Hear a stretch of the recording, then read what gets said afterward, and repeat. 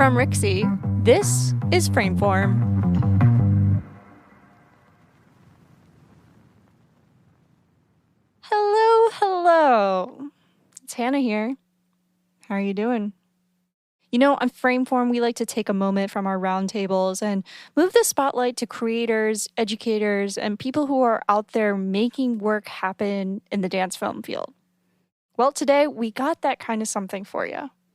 Project Home is a creative homegrown project building community and connectivity worldwide through movement, filmmaking, education, and big ideas. Longtime friends and collaborators Larkin, Poynton, and Chris Martin started this community back in 2010 and have been expanding their creative boundaries ever since.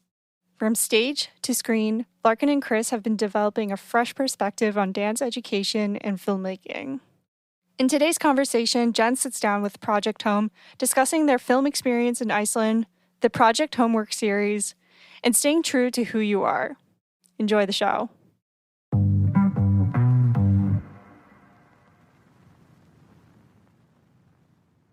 I'm going to give you a little clap. Yes, we'll definitely do that. So I am 2 clapping. Chris 2, Jen 3. Sound speed. Sounds big, camera rolling. I'm keeping all that in. All right, thank you so much, Larkin and Chris, for being here. This is a big check mark on our list of people that we've wanted to have on the show since season 1. So thank you so much for making the time to chat with us today. You're always so busy doing so many great things in the dance and film and culture space, and it's just awesome to be able to kind of learn more about what that is like behind the scenes and you two and your collaboration. So today we are going to talk about different projects that you've done. Not to quote your own website to you, but I'm going to quote your own website to you for our listeners, where you say, from dance films, music videos, to moving performances, Project Home produces projects that build community and connectivity. No matter the medium, Project Home is our name and collaboration is our game. And I think, some people write these aspirational website copy, and that's nice, but it's really great to see a company that really lives it out and embodies that. So before we talk about those specific projects, we'd like to hear more about you two homemakers and your collaboration, and what is the foundation of this Project Home? Oh my gosh, Chris. I would just like to say, I like the sound of homemaker. I usually only hear home wrecker as a thing, and I like to be on the other end. Homemaker, that's cool. I like that. Yeah. I bring the puns, even though you two seem to have brainstormed all of them so far. I would also like to note that though no one can see this, Chris's closet is color organized, and I think that is absolutely incredible. I would like to make one more note. This is my wife's clothes. She has color coordinated it. And shout out to Vivian Lynn. On a third note, I would like to shout out your wife, Vivian Lynn, and say that I see you, and I have also seen and appreciate the home edit. I digress. Perfect. Oh, to answer your question, Jen, the foundation of Project Home is it goes a long way back. Chris and I have known each other for a long time, since we were 13, something like that. And Chris started dancing in Boulder, Colorado. I started dancing in Longmont and then moved my way to Boulder. And we've always not only partaken in the, whether it was the Colorado dance community or the international dance community at large, we've always taken part in that and always wanted to add to it as well. And I think the first, we started by making little videos, little silly videos. I hope none of you find them. And I think one of the first events that we put together was this event called Side by Side, which was a benefit concert, dance show for the tsunami in Japan. It was a benefit for that. And I think after experiencing that and just kind of, I don't know, just loving community, loving bringing people together, and also loving working with Chris. I think we work well together. Just doing that and just feeling that experience was like, dang, we should keep doing this. And man, I don't know that we've stopped since then. Definitely. Ditto. I agree. You're like, Boom. no further comments. Check. Love this man. That's awesome. I love that you've been collaborating since you were teenagers and even making quote unquote bad movies, which I'm sure if you actually watched them, you'd be like, I was a little genius / no. So just me. That's just me watching my old material. Got it. Yeah. Our material, maybe not. Okay. So when I first heard about Project Home was actually when I saw your crowdfunding campaign. And I remember seeing it like I know your eyes just got super wide. Yeah. I remember seeing the crowdfunding campaign, I think probably just through like, the work of algorithms and networks, and perhaps there were enough people in common or interests, or Facebook had figured out like, oh, these are both accounts that like dance film. Let's link them up. So I first saw the aspiration of making this project and shooting it overseas and getting the team together. And I thought that the actual crowdfunding aspect was so well produced that it really built audience faith that, oh, if we take part in this great thing that seems to have like all these, touching on all these layers of production value and purpose and, providing jobs and actually creating something awesome that more people can connect with. I think that was a good precursor and a good trust builder for people to be like, yeah, I want to put money into this. I want to see this actually happen. So what did you learn from those early days, and what even made you think, oh, let's start making a dance film. Let's do this, and crowdfunding is the way to go rather than, other avenues that people take to fund their work, or maybe you tried those other avenues before you decided to crowdfund. Mm-hmm. Mm-hmm. I feel like did you crowdfund Block before we went to Iceland? Yeah, so we did a handful of I had done a handful of like crowdfunding projects, both arts related and like philanthropic kind of adventures too.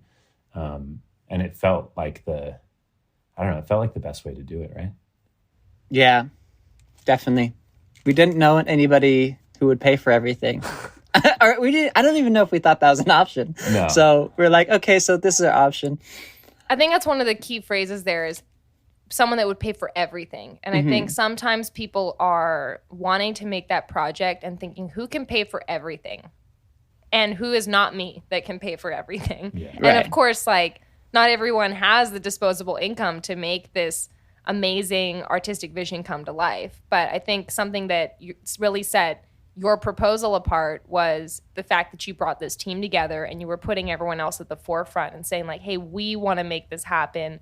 This is a group effort, and planting that seed of trust that like, it's also going to be really cool because just look at this trailer, right? So how did that feel to actually successfully do that and then like be in Iceland with your crew and like amazing cast of dancers? What was that like, really living it out and being in Iceland and saying, wow, we're making this happen? There we go. Cool.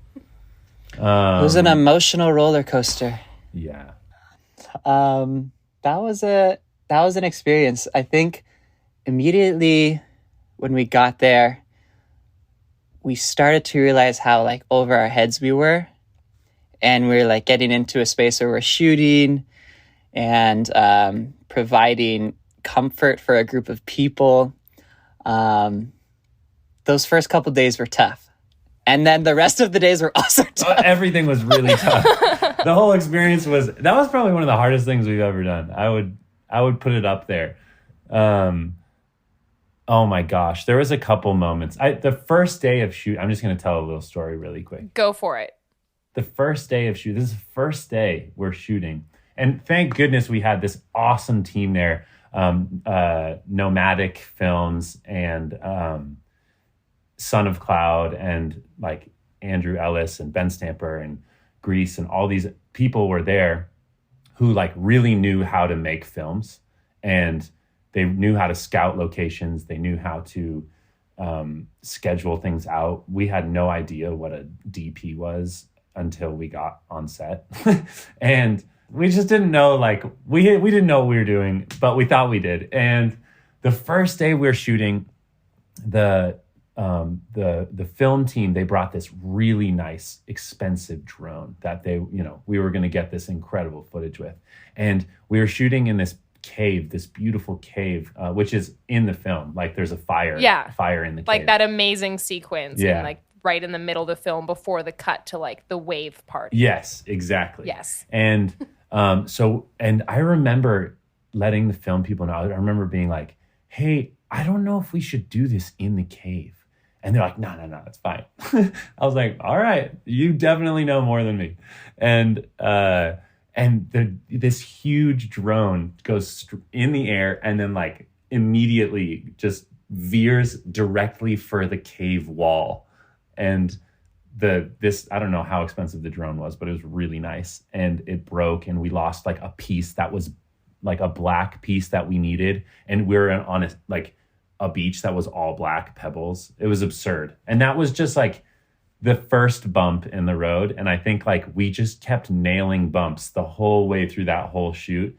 There was also another moment like in that same location, like maybe a couple days later, where I remember like I broke down a little bit and I was like, Chris, what are we doing? Like, can we do this? This guy's awesome because he's always positive when you need it. And everything is fine. Everything is fine. And you're like the dog meme in the burning kitchen. Yes, this exactly. Is fine. And we hit every bump imaginable, but I think like hitting those bumps, whether it was post-production or during production, every single step of that experience like taught us how to take care of our people, how to keep morale up, how to choreograph on the spot, how to like adapt, how to film, how to speak with people who are filming, and everything. Just we were in deep for sure. Yeah. In the best way possible. Yeah, I'm not surprised hearing it was such a learning experience with, resembled more of like an off-roading than like a stroll around the block. I mean, you were in this foreign country and had this huge crew, and I can imagine there's its own stress when it's like, oh, I'm losing so much money on this. But when you're like, I'm losing other people's money on this, or other people are not at their house right now, like it does add a lot of pressure. And I think that, thank you for being vulnerable and sharing all that too, because a lot of people just see the success or they see like the end result and they think, wow, it looks so easy. And isn't that what a lot of artists do, is we make things look easy and seamless when they were, it's almost like the more seamless the final product, the harder it was to actually get it to that point. Mm-hmm. And I would imagine that all these lessons you learned making this film made you really want to just maybe not make as many films immediately, but kind of take those lessons and say, hey, let's help other people that want to make films. And I love that you have your initiative Homework. So could you share how making Home and other shorter form films and a lot of these music videos and collaborations with Sun at Cloud, like how did that evolve into let's now share this knowledge and encourage other people to make work and learn from all the things we've learned along the way as well?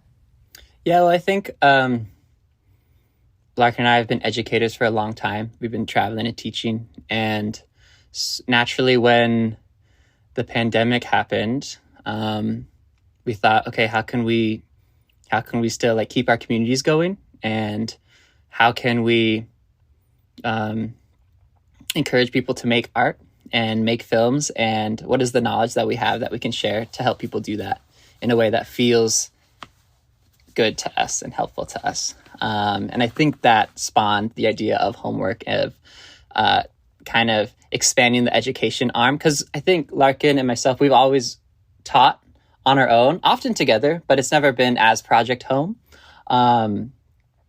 So this was really like us expanding our educational arm of Project Home and also expanding our community. And inevitably, since we love films, film was a part of that and part of what we were working with people on. It was actually really cool to see, because a lot of the people we worked with had never shot films or had never made short films or had never really thought about how to cut things or what kind of cutting techniques you can use or or anything like that. And watching people's work, because at the end of every semester of homework, when we were doing it at the beginning of the pandemic, we would have like a graduation day where we watched everyone's films that they had finished, and we had like a whole graduation ceremony. And just sitting down and watching everyone's films was so cool, because I think like dancers don't often think as cinematographers or as directors, but when they do, it's like, oh, it's incredible. And it was so cool to see people's ideas come to fruition, and also like just like their vocabulary expanded, and our vocabulary expanded too. Just seeing other people's ideas and thoughts and opinions, it was awesome all around. Because it's such a hybrid art form, there's so many different channels that you can learn from. And your approach is really, let's take this demographic of dancers that are amazing, talented dancers. And I actually saw a lot of the films in Homescreen, and was so impressed with like the volume of work that was done, and like the international community, and the fact that people were taking such creative and narrative risks too. It was like really such a high level of work that came out. So kudos to you as educators as well. Is being like international and like having this community that extends not just like, isn't just based in one specific city or one specific country. Is that something that's been really important to you from the start and really inherent to just your approach to the work? I think it became very, very important just by the nature of our careers. At first, it started off as like this, whoa, it's super cool luxury. And then as the years pass, you find communities, you find friends, and then it just becomes essential. And as time carries forward, I think the international community, it gives so much to us, like so often every day. I feel like we want to return that favor, or have that option there to return that favor. And I love that you're truly engaging with them too. It's not like there's this meme I saw on Dancer Shade account. It's a picture of Pitbull with like the world in his hand. It says Mr. Worldwide, and the meme captions like teaches out of state once. It's like, this isn't some superficial we're international and we're doing this big thing. It's like the evidence is really there in that like true engagement with your students. So Larkin, can you share more about, homework and this experience? Yeah. I think a couple of things. I think first and foremost, the niche community that we reside within, they don't like that. We noticed that they make so much content, like so much awesome film. But they don't often like put it in film festivals or dance film festivals. And we kind of tried doing that, and we were like, oh, I think like providing that space and place for our community could be really helpful. And I think a lot of people resonated with that and felt that it was valuable and fun and interesting and different for our community.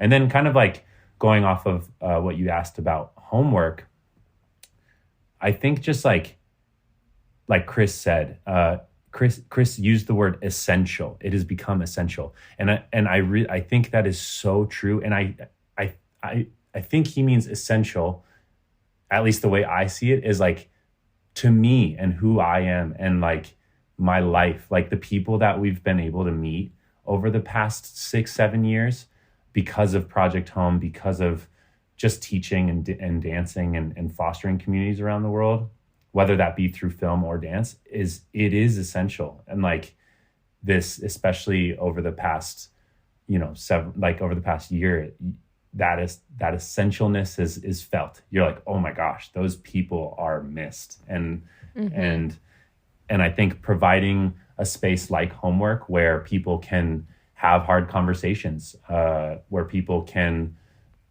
have stupid conversations, where people can have a good time was so needed for us and I think also for the students. And one thing that's been really, really fun as of recent is we just took homework, which was like a live program. It was like through Zoom. We interacted with the students on a weekly basis, and we just created an all online platform. So hoping to like transfer that community into like an all online platform, as well as like the mentorship program. So always just trying to like develop and create community in the things that we're building.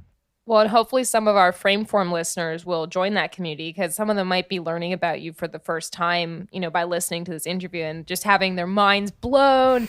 But, we'll, of course, link in the show notes all about homework and home screens, so that, if they want to learn more and join Project Home, they can totally do that. Oh, that'd be awesome.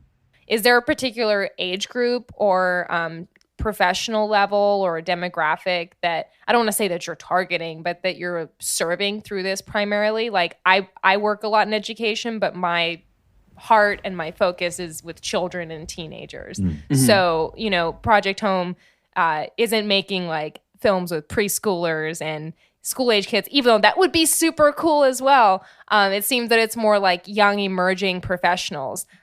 So is there like a particular level that people, quote unquote level or age, that people need to be at to engage with this program?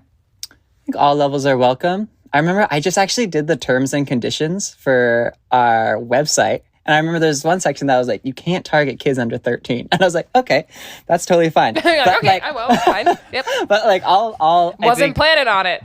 Right. I think we just made this thing for whoever wants to learn it, And that's awesome. We've been like making courses for anyone and everyone who's interested in learning about what we're teaching about. I think one thing that's helpful is, at least we've only put out like one course as of now, which is like an improvisational course, which is all online and is separate from like the live homework kind of mentorship program. But one thing that I think is helpful is that it's not attached to any specific movement language, and like the improvisational techniques and methods that we are using you can use them with any movement language that like you have or have in you, like foundationally, which is fun and makes it interesting to see people take it on in different ways, Yeah. Well, and in a way, the more universal and the more like foundational you're teaching those lessons, the more that people can kind of receive it through their own lens and apply it, rather than saying like, this is the exact formula step by step. This is the method. It's not screendance or Dancefilm, or it's not Project Home if it doesn't have these ingredients. And that sort of flexibility is actually what encourages true creativity. Yeah, totally. We had someone who was a handstand artist take our mentorship program. It was so cool. Which was so cool.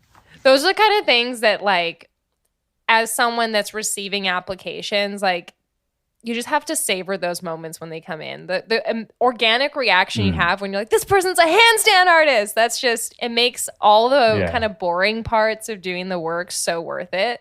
Yeah, totally. I also think like experiencing and seeing people who aren't, quote, dancers, end quote, is so rewarding and so nice, because I think so often, in our little dance world, we're so used to being surrounded by people who are like dance all the time, like all dance all the time. And having those people who are just normal people, or who are handstand artists, or who are whomever they may be, seeing them like receive movement and take it on in their own way it's so fun and so beautiful.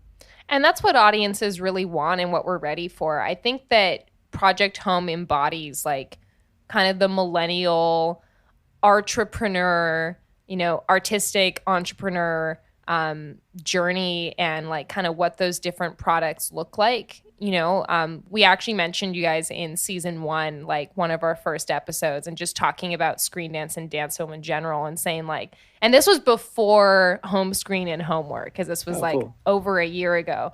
And we were just saying how like through Project Home and your social and just like the website and, all the different channels that you had going at the time, you just have this great level of like depth and purpose with like the why of the work that I think really keeps people engaged and keeps people invested in wanting to participate. But you also just have really great production value and like top-notch execution. So I'm wondering, I'm a believer in that people can take, and it seems that you are too, is that people can take like an independent alternative educational journey. It doesn't have to be, I got my master's in this in screen dance or my certificate in this. Like, it's really good to get education wherever you can find it, but there's so many opportunities out there just on the internet to learn from other people in real world experience. What have been some great learning opportunities for you as you've been developing as artists and business people? Googling stuff all the time. I love that. So true. The secret to success is Googling stuff all of the time. Seriously, though. I think like we launched this platform and the amount of things, and even before that, just like video editing.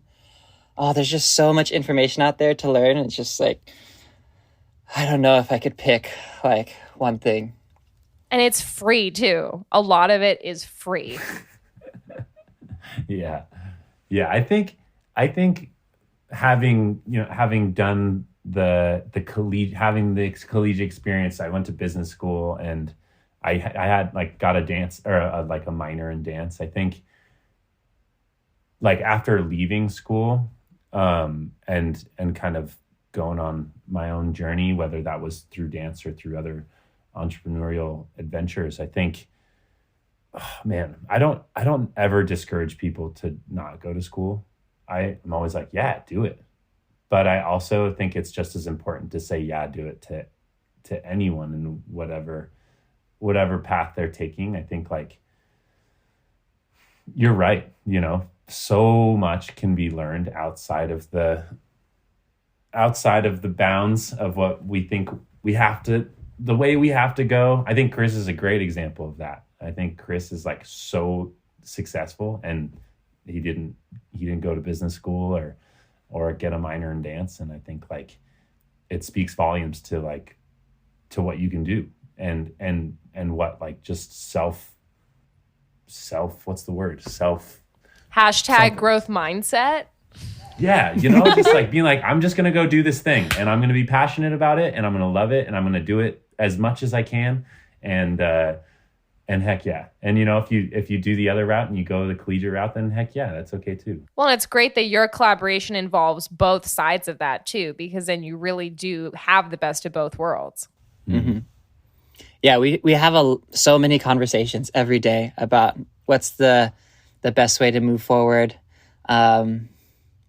for like how we feel about the business, for the sustainability of the business, for what we want to be doing as artists. So I think one thing that I really value is just the constant conversation, and just it allows you to check in with why you're doing what you're doing and how it's feeling at any time. So I think we've gotten as far as we have by just having open, honest conversations, and then also just reaching out, not being afraid to reach out to people and be like, help, how do you do this? How did you do that? What's that? How? I think another thing is like the team.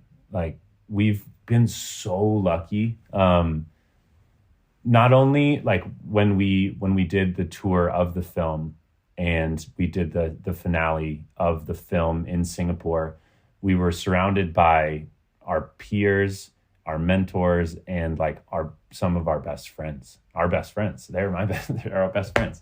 And I think like surrounding ourselves with those people has been, oh my gosh, invaluable. And also the Project Home core like managerial team, they smash it. They're so good at what they do, and they're better than us at what they do. And like Homescreen wouldn't have happened without the Project Home team, without Marta and Maya and Jazz and Christine and Chris and Eamon and oh my gosh, all of them.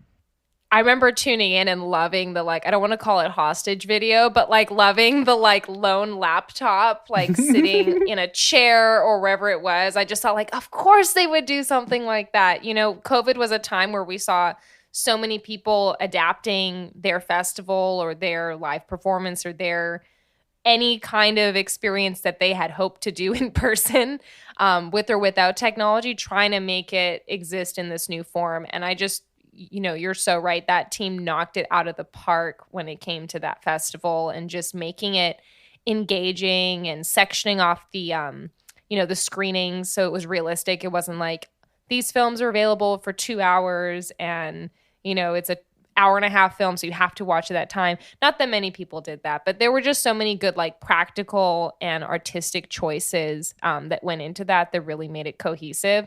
I did have a request from Hannah, because Frameform is a collaboration as well between Claire Schweitzer, Hannah Weber, and myself. Hannah really wanted me to ask you, because she's an editor and she loves like aesthetics and talking about those technical things. It seems that Project Home really likes this grainy look, and I don't know if you sometimes shoot on an actual analog camera or if it's all like plugins and filters, and you're like, nah.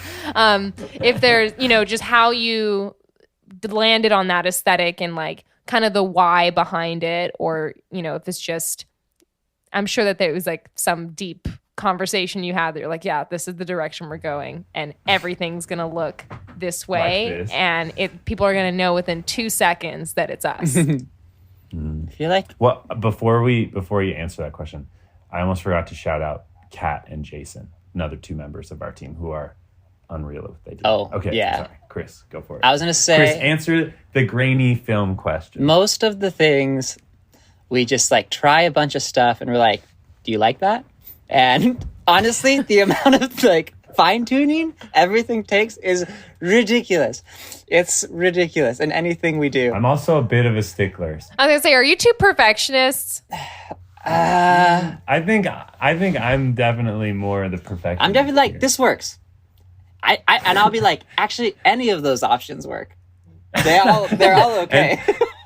And then I'll spend like 20 more hours on it. Larkin's like, actually, these 6 tweaks that I'm making look a little better to me. Oh my gosh. It is a good question though. Like, how did we land on that? That's I mean, both Chris and myself grew up in Colorado, and I think like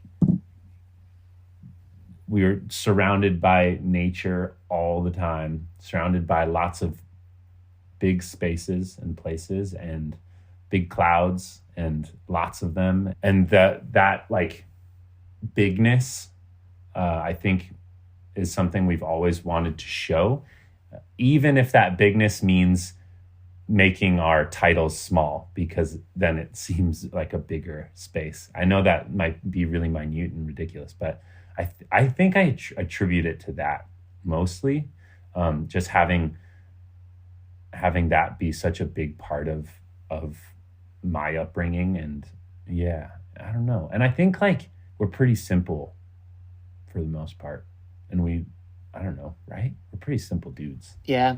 I also think like we never have huge budgets to make things happen other than our film. That's the biggest budget we've ever had. So those like details like grains help make iPhone footage look a little bit cooler. You know what I mean? Yeah, it's so true. I think the power is in the details. Absolutely. Yeah. It's the details, but also the simplicity. And I think those are, Project Home kind of embodies those 2 polarities where it's like, that level of detail, but also that level of simplicity. Yeah, I think we've bootstrapped everything. Like everything we've done with Project Home has been bootstrapped. Everything. And I think like, obviously we have like aspirations to, make a feature length film and do big work. And I think like we've had to just make those things happen. And because we've had to be like, okay, we want to make a film. Neither of us have a trust fund. So, how the heck, like, let's make it happen. And then like, it's not perfect. So let's roll with that. Let's work with that and make that imperfectness as Project Home as it can be, yeah. Like even the whole homework, program is all shot, on iPhones, and like just in an attempt to like be frugal and efficient, and also because it's like all we had. Well, and it's funny because we're saying, oh, it's shot on iPhone, but it's like, you mean in like 4K and 1080p, right? Like Right. I just did like recital productions, and one of the kids was like, why are you shooting on an iPhone? I was like, actually, Let me tell you. actually, if you're asking, right? True. But it's so true, like being resourceful and making do with what we have. And sometimes, and certainly apparently every time Project Home has put something out, it has not just been enough, it has been awesome. And you've shown that you can really make something happen if you just put in the level of thought and energy and execution. And I love how we got to kind of see behind the scenes today and learn about your collaboration and your team and those hiccups along the way, because it is really easy just to see the highlights and the end results. And it's very valuable to learn that we're, at the end of the day, we're all human and we all run into challenges. And, you know, for you, maybe it's losing that little piece of the drone in the cave. You know, for someone else, it could be some other mildly traumatic glitch on set. The last question I want to ask you is, what's on the horizon for Project Home? What's next? I mean, you've had such great initiatives during COVID that have adapted really well to life during the pandemic, but is there perhaps some live events or things happening on the horizon that we could get excited about and put on the calendar? Oh, yeah. Definitely. So we are going to do, or planning to, I'm going to just put this, I'm going to say this, so we have to do it. Say it. Just go for it. Oh my gosh. So we're going to do Homescreen again, but we're going to make it a hybrid show that is in person and online. We're going to continue to release some online courses on all sorts of things through Homework. We'll both be in San Francisco starting in September, and we'll be working with a studio called City Dance. And We should put you in touch with Claire. She's based there. And she works with San Francisco Dancefilm Festival. And I believe they're also really big fans of your work. So that's great that you'll be in an awesome dance film city. let's go. Yeah, let's make this happen. Come on, Claire. Let's go, Claire. So we'll be in San Francisco, and Project Home has never been in one place. We've never had a home or a space that is our home. So, man, there's so many things that we will be doing in that space. Yeah. And I was actually just in the San Francisco area, and we went down to like Big Sur. And I tell you, like, try and find a place on earth more beautiful than Big Sur. And like, I've seen your film, I've seen Iceland. It was nice, but like, it was really nice. It was really nice. But like, while you're there, please go down to Big Sur. It is like being on another planet. Definitely. Except will. it's like Earth, just like heaven on earth. Right. It's amazing. I think like one thing we always try to do and we'll continue to keep doing is keeping community at the forefront of all the things we do, whether it's production or events or education. I think like making sure that, you know, we keep those people at the forefront of our minds is so important. And and also just like staying true to just like talking about values of us and the company. We've had like a lot of conversations recently about who we are and who we want to be. And I think like making sure we stay true to those things. I think like as you get older, as Chris just had a beautiful baby boy named Teo. Yay, congrats. And, you know, as these life things come at us, like it's easy to make sacrifices to the business or for the business in hopes to make more money or do things more efficiently or whatever. And I think like staying true to those values and staying true to what we have always made and hope to keep making is going to be really important moving forward. Well, you have 3 forever fans in the Frameform trio. Let's go. And we're just so happy that we got to have you on the show and share more about the awesome stuff that you've been doing for years and will no doubt continue to do. So thank you so much for taking the time today to share and meet with us. Thank you for having us. Thank you. Did that conversation put you in a creative mood? If so, here's something you might want to check out. Submissions for the 3rd edition of the Cinedanza Festival in Modena, Italy, close on August 23rd. Cinedanza is looking for short screen dance films produced in the last 2 years, and cash prizes, yes, cash prizes, will be awarded to the jury winners. Details about this opportunity can be found in the show notes. Thank you so much to Larkin, Chris, and Jen for this delightful conversation. Be sure to check out Project Home for their many, many offerings, including classes, screenings, and other wonderful community building initiatives. Details on how to find these can be found in the show notes. We'd love to hear from you. Send us an email at frameformpodcast@gmail.com and engage with us on social at frameformpod. That's Frameform POD. If you like what you're hearing, leave a review and rate the show. It really helps out. And if you know someone who also likes dance or film, join the conversation and bring your friends.